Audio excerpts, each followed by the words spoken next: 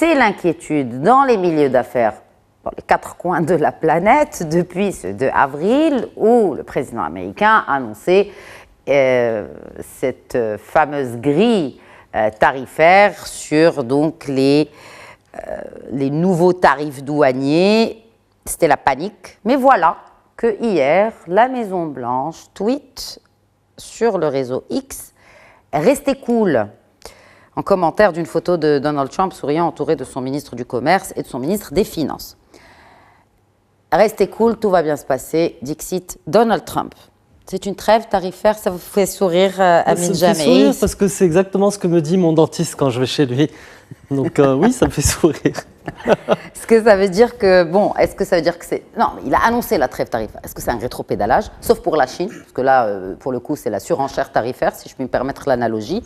C'est l'escalade de la surenchère tarifaire mutuelle. D'un côté, Trump annonce, la Chine lui répond, et on rajoute... Moi, j'aimerais comprendre pourquoi tout ça, déjà, à l'origine. Pourquoi? Oui.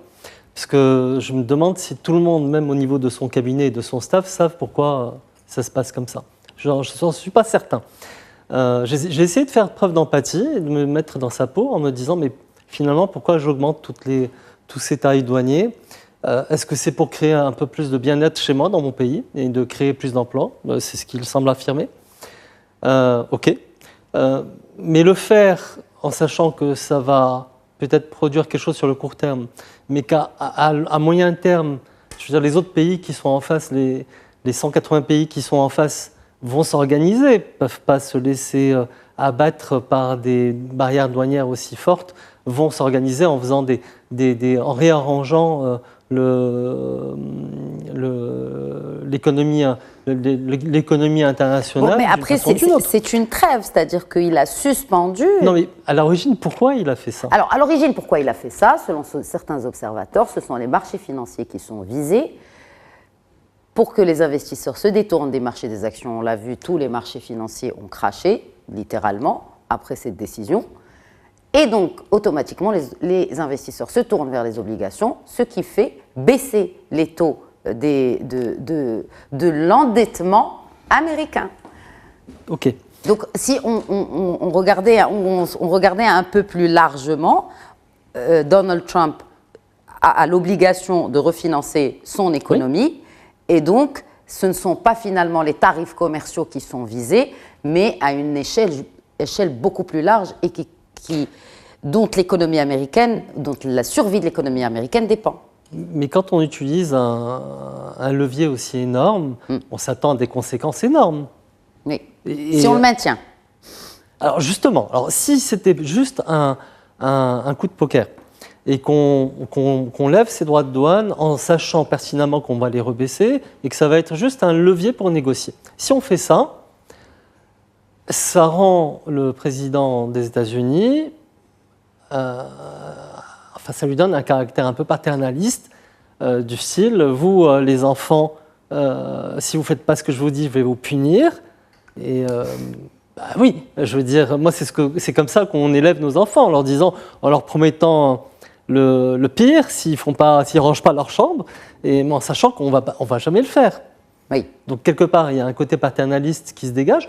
Maintenant, derrière ça, s'il a une idée encore plus ingénieuse qu'on ne connaît pas, peut-être que l'histoire nous le dira. Mais moi, je juge factuellement, il y a eu un chaos qui s'est installé, une incertitude globale.